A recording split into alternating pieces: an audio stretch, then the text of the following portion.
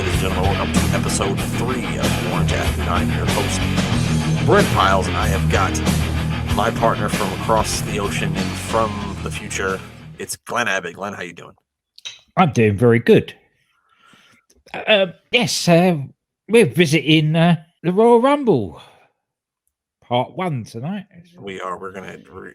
I watched everything but we're gonna review everything but the Royal Rumble and the main event on this one, and then next week we'll review the Rumble and the main event. I'm kind of toying with the idea of us just watching the Royal Rumble match. That would be a good idea. Let's just do it. I mean, fuck it. Why not? Yeah. We'll watch the Royal Rumble match. It's only about 50 minutes anyway, so it's really not all that long. So, and then we'll just discuss the main event a little bit, which the main event's not really that long either. It's only like 12 minutes. So, which is different for a Shawn Michaels match. Yeah. Slight spoiler alert, though, is that Royal Rumble's got more holes in it than Swiss cheese. Okay. Like a lot of this show, I don't remember, but I remember the Royal Rumble very well because I've watched the Royal Rumble match many times. So I know that it's, there's a lot of, who the fuck is this guy in the 1997 Royal Rumble? Yeah. Which is right up my alley. That's without what happened at the end. But we'll talk about that next week. Yeah, we'll talk about that next week. This week, we're going to talk about the first part. So we are at the Alamo Dome. This took place on January the 19th in San Antonio, Texas. There was a tagline for this show, and it was "No more Mr. Nice Guy." Oh yes, for Shawn Michaels. I would assume because he was, he's been such a nice guy. Because he'd been cutting promo. He cut a promo about that last week, didn't he? He did, yeah, he did. He was going to sort out Sid because of what he's done to the Lothario family. Right. Yeah, I assume that's about Shawn Michaels. So this is the first of 3 Royal Rumbles that will end up taking place at the Alamo Dome, as the 2017 Royal Rumble was at the Alamo Dome, and this year's Royal Rumble was at the Alamo Dome. So I obviously like it. I mean, yeah, it must be. I mean, it fits 60,000 people in there, so why not? Yeah, it's better than the 2,000 we're going to get for Money in the Bank, whatever it is that we're getting. So, correct me if I'm wrong, but they just had that UFC card over there last week, right? With Edwards fought Umar or whatever his name is. Yeah. And that was at the O2, wasn't it? Yes, I think it was. Yeah. Okay. So I just want to cross-reference that. Yeah. But again, 2,000 for a UFC fight is not unbelievable. Right. No, absolutely not. But you're talking about that they didn't sell out like a fucking soccer stadium, not too far away. Not that long ago. No. When you consider that WWE fans packed out the Clash at the Castle, and they're expecting us all to cram into a 2,000-seater arena. Yeah, that's a bit strange. The majority of the UFC pay-per-views, the UFC shows that they have, the big shows are at the O2, aren't they? Yeah, because they don't get that many people. They're not that popular. Even if you look at the ones in the States, and I watch it regularly. Yeah. There's not huge crowds there. Right. Even the huge crowds are like the big name fights that are in Vegas, and even then, nobody fills in until the main event starts. That's right. And then there's only sort of 6,000-7,000. There's not sort of 20,000-30,000 people. Right. Well, the opening of these pay-per-views back in 96 and 97, they always had these really cool like black and white promo videos, and then they had that dude with the the booming ominous voice, and he would do that. And I always thought that they were really cool, but I didn't find this one as cool as I did of some of the ones in 1996. It just seemed everything about this just so over the top for Shawn Michaels that it almost makes you not like him. Like you like him less. Yeah, that's right. So yeah, I don't know. There was one didn't work for me. No, and then I've got a note here about Vince as he goes into the intro to it, and he starts off at an octave just about a slight octave lower than dogs could hear him. He started off so high, and then finally sort of dropped down into his usual voice. Talk about excitement. Yeah, he just got too excited. He was way too excited. Yeah, it was just for like some of the stuff they said in that promo video. He's like, "Oh, on that night, the boy toy grew up," and it just Yeah. made you realize that I don't think Vince McMahon knew exactly what a boy toy was. He had no idea. No. He thought that it was an actual toy. I think by that statement, he wasn't aware of what a boy toy means. He doesn't even know. Hadn't he already been with Sherry by this point? Yes. So Yes. that was when the boy toy grew up, I would have thought. So she's going to make a man out of the boy toy. If anybody could, it would be Sherry, right? That's right.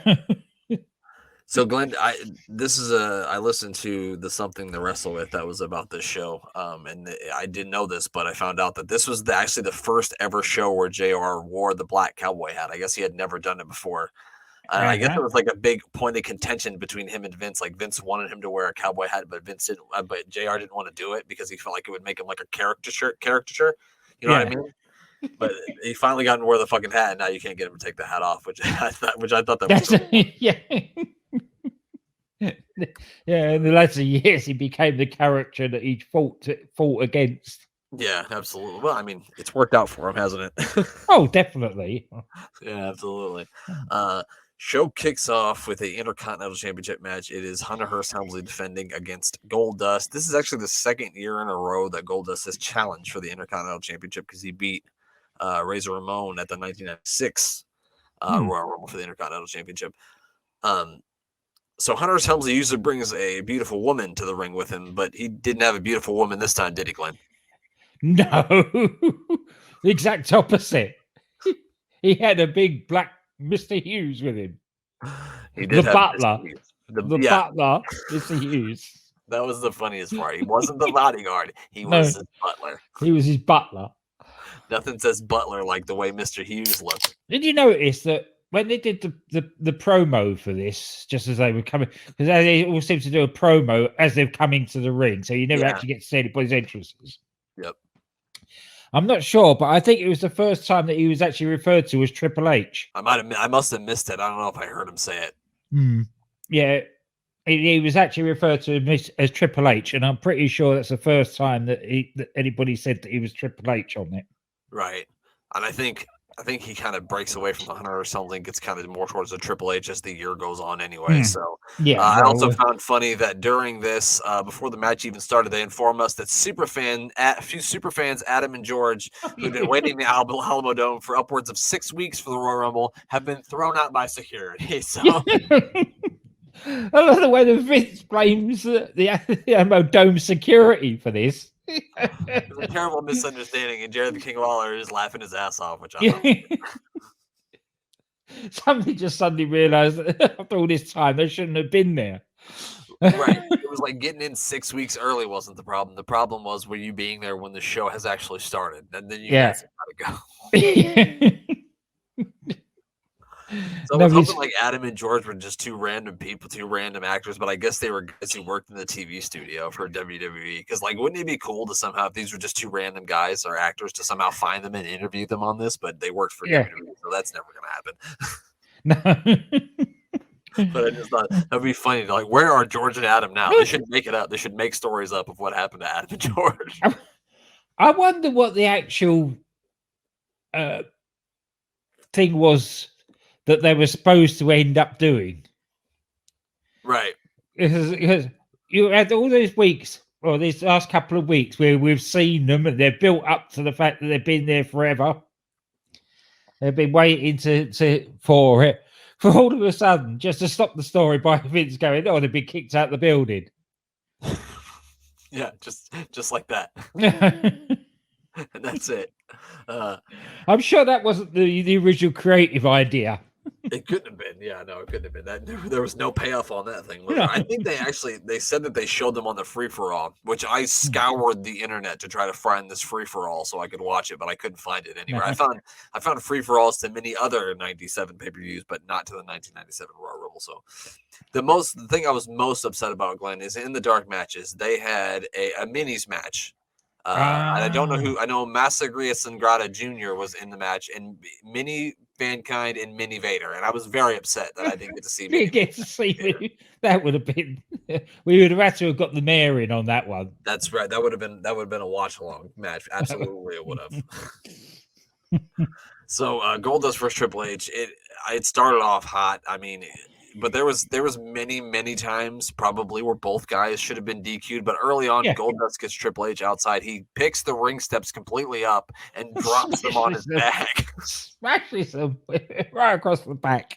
Which I've been watching wrestling for a lot of years. So by that point, I don't think I'd ever seen anyone go full fledged like that with the steel stairs. I just don't think I'd ever seen it by that point in '97. But do you blame him? He's got the guy there that just kidnapped his wife the week before. True. He's finally got his hands on him. I'd kill him. Well, he certainly attempted to with the steel Yeah. steps to the back. Yeah, I don't know. It was a good match. It started off good. It was probably better than most of the action that we saw on the show. At least I thought so. What do you think?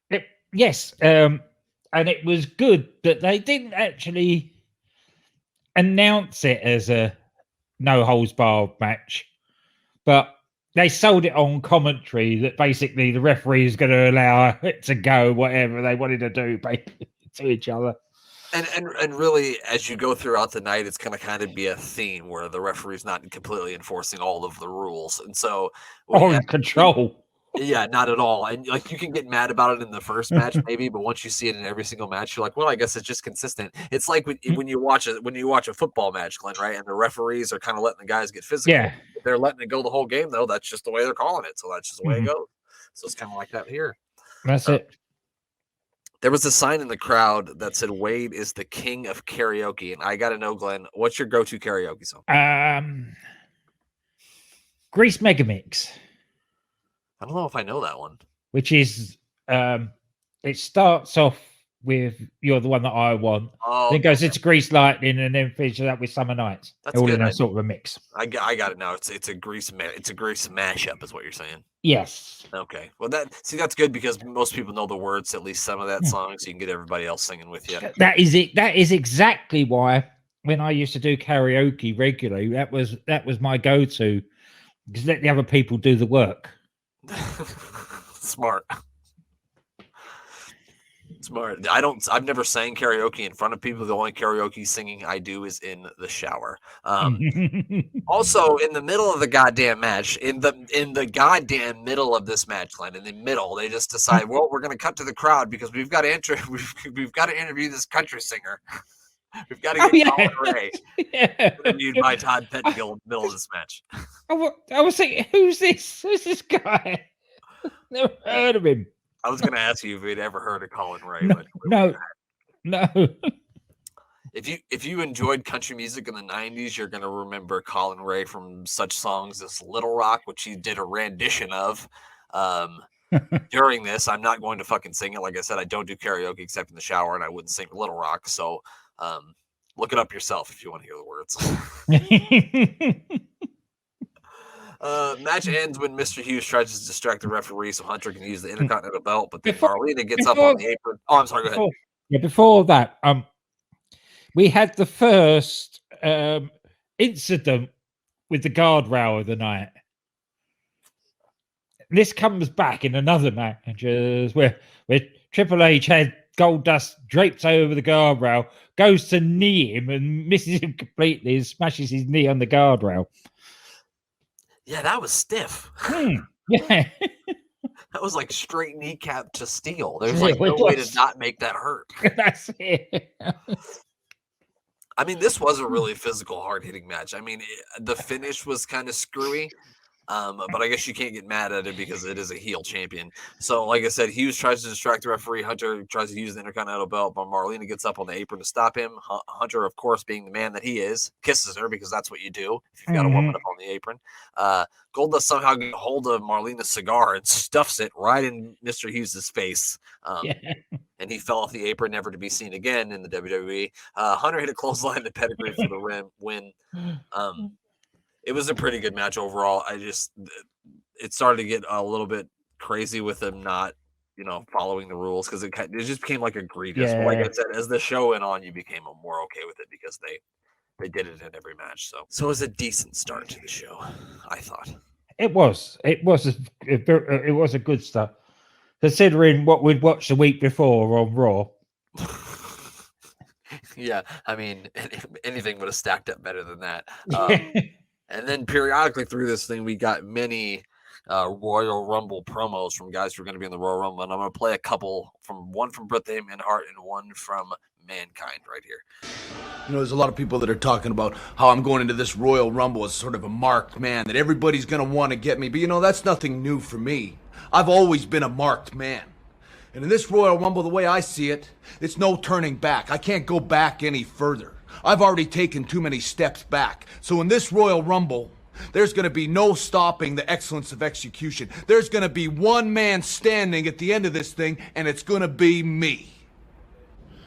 Most people see the Royal Rumble as a chance to get the shot at the World Wrestling Federation title. I see it as a chance to hurt a lot of people that I don't like. And even some that I do. It's gonna be a nice day. I love that line. Yeah, that Mankind one is so good. I get beat up people that I don't like, and even some that I do. Some that I do, yeah. He doesn't care about winning the championship. Oh, you can look at him. He pulls his own hair out. See it. I love Mankind when he first came along.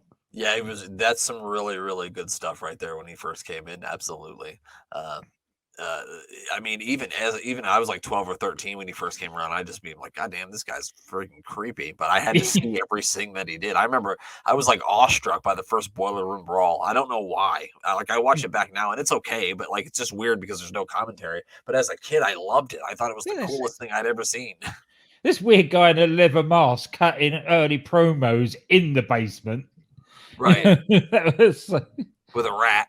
Yeah, with a rat. A rat named George. All right, the next one, Glenn, is a blood feud between Farouk and Ahmed Johnson. Farouk heads out to the ring with many members of the Nation of Domination and even a young D'Lo Brown. Did you see the young D'Lo Brown? I did notice young D'Lo there.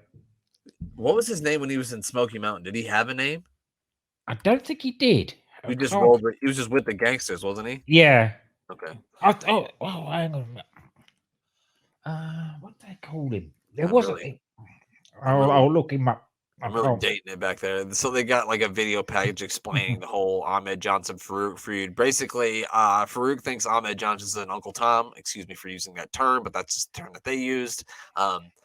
I was a huge Ahmed Johnson fan when he first came in 1996. I think that our friend DC Matthews can agree with me on that.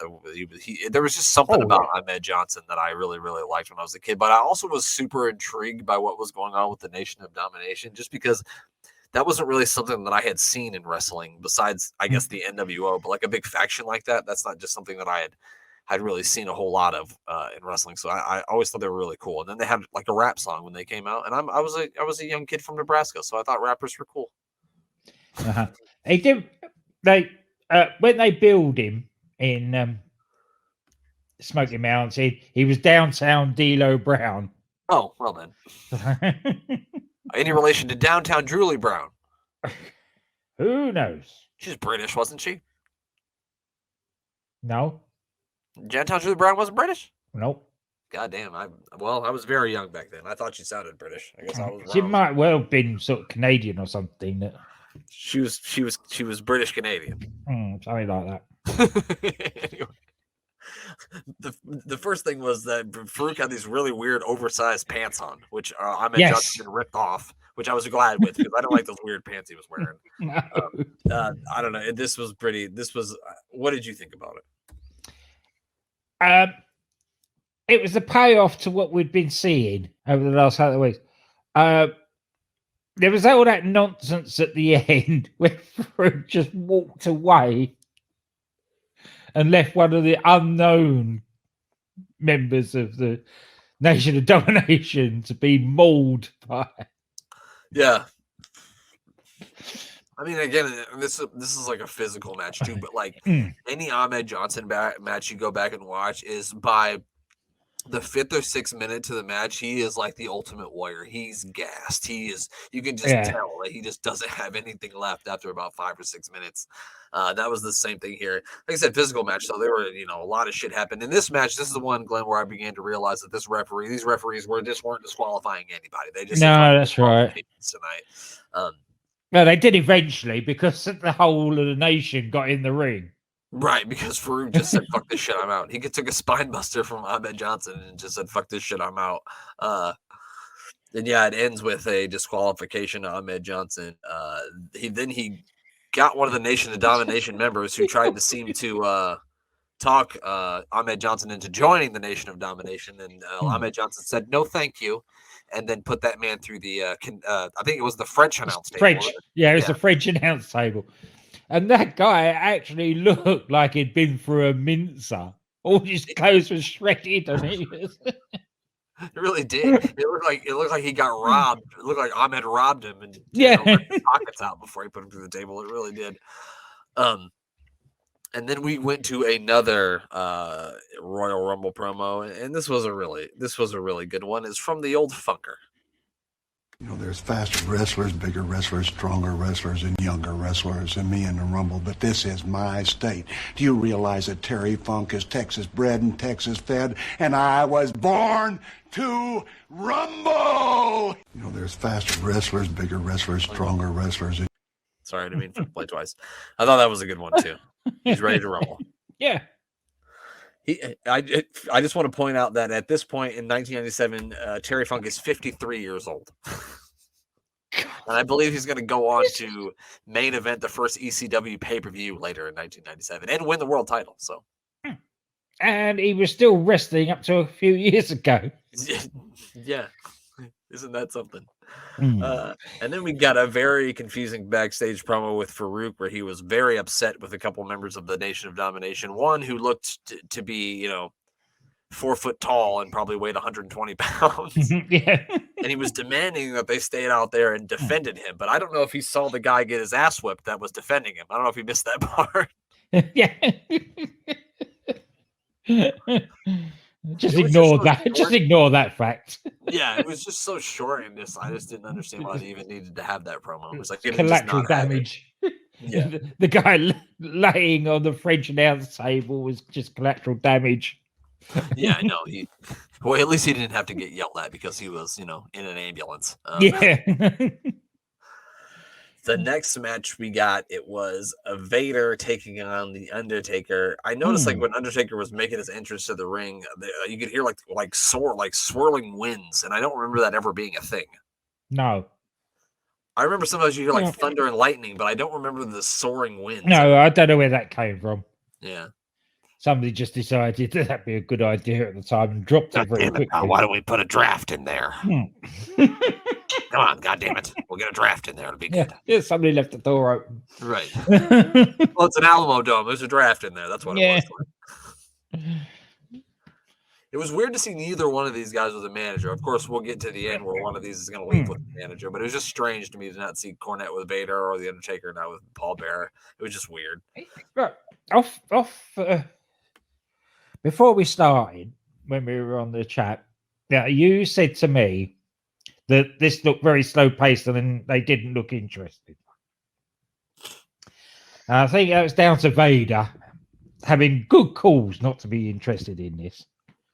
I did some research on this, and here we go. First of all, for WrestleMania 12, 13. No, 12. It was supposed to be Vader against Yokozuna. Oh, yeah, okay. However, the match became a 6-man tag match. The vote of Vader, Owen Hart, and the British Bulldog against Yokozuna, Ahmed Johnson, and Jake Roberts. Then they were supposed to have a feud with Shawn Michaels for the heavyweight championship, which then got shunted to one side. And again, he ended up teaming with Owen Hart and the British Bulldog against Shawn Michaels, Ahmed Johnson, and Psycho Sid. So that's twice. That's twice he's been screwed out of titles. And then along comes 1997, and the first pay-per-view is this one. He's not in the title picture again. He's up against the Undertaker, so it's no wonder he was pissed off and uninterested in doing this. Because it seemed like Vince was really just screwing him around every way possible he could.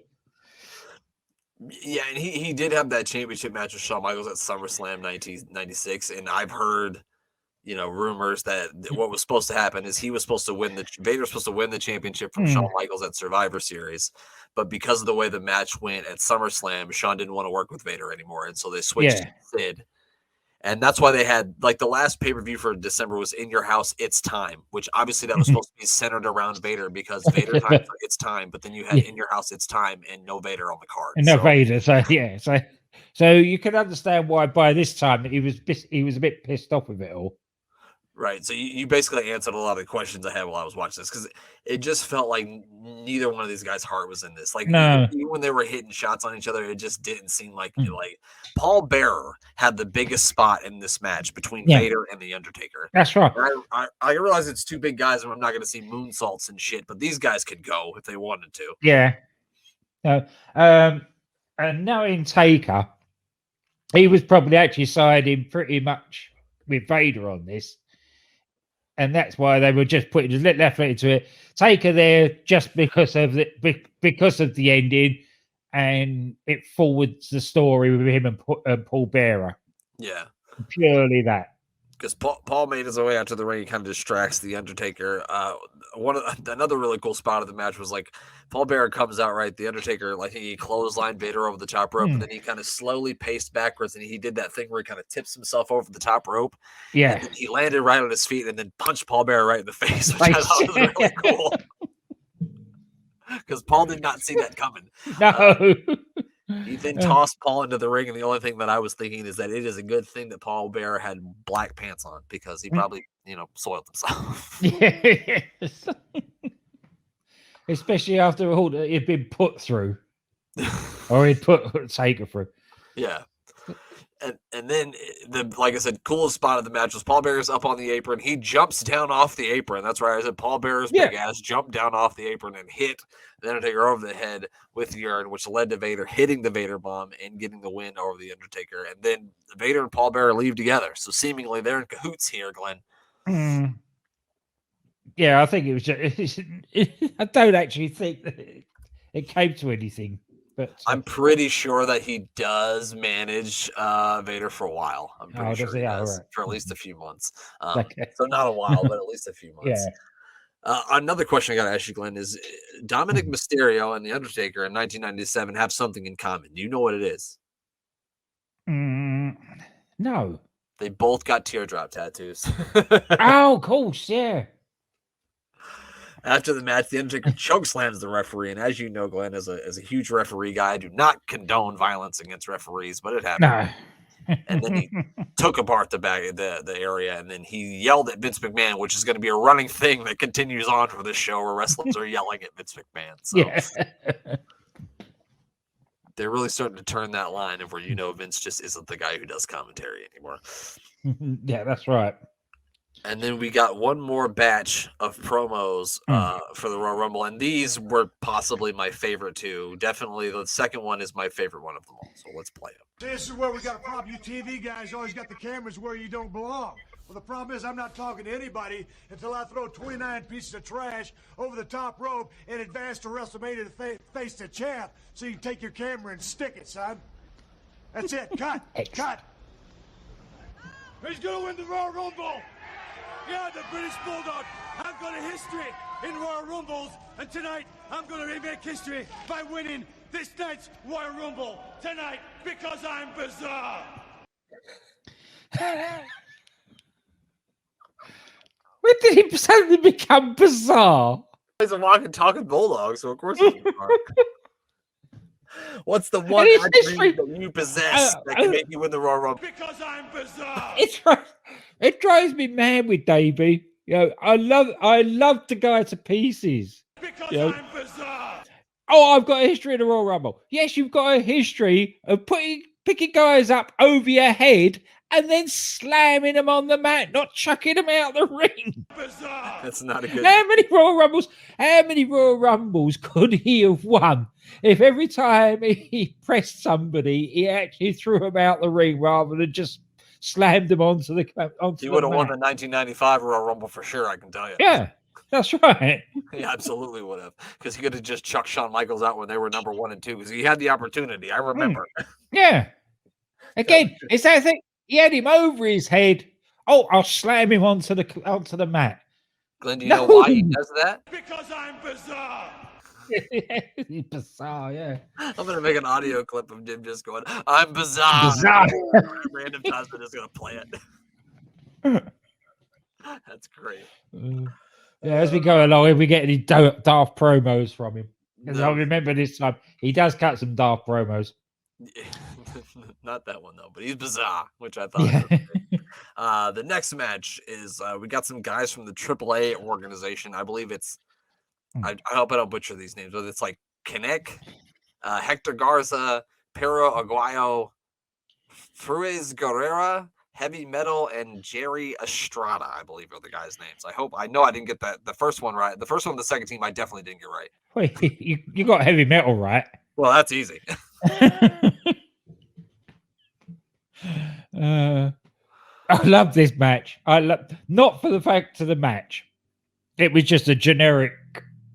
Right. At the time, it would have been amazing because most people wouldn't have seen a match like it. They Right. wouldn't have seen a Lucha Libre match at all. So I actually have it on the Royal Rumble. It would have been amazing. But it was the fact that Jim Ross fighting against Vince McMahon. Because Vince was trying to do his usual commentary, getting totally lost because he hadn't got a clue what was going on. And JR was trying to actually bring a bit of wrestling commentary into it. He didn't have time to say, and then from there, and what a maneuver. No. He didn't have time for that shit. Because if I thought the last match was slow, this one made up for it. Except for Pero Aguayo, who looked like he was in quicksand every time he was in the ring. But he was a bit compared older. to the others.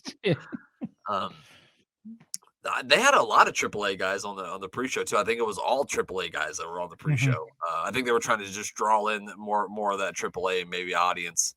Yeah, in the San Antonio area is what they were trying to do. I mean, this match was fine. I mean, there wasn't anything over the top great, but it was a fun match to watch. It was one of the better matches that we watched, from the first part of the show.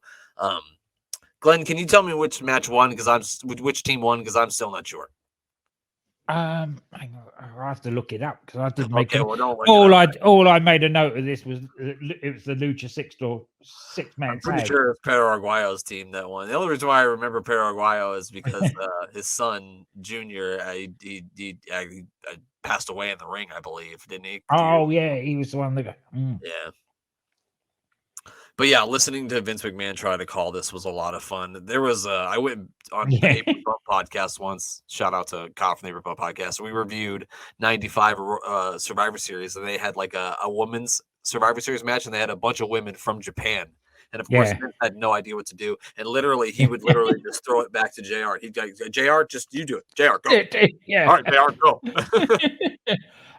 Blue Demon Jr., Octagon, and Timeless Jr.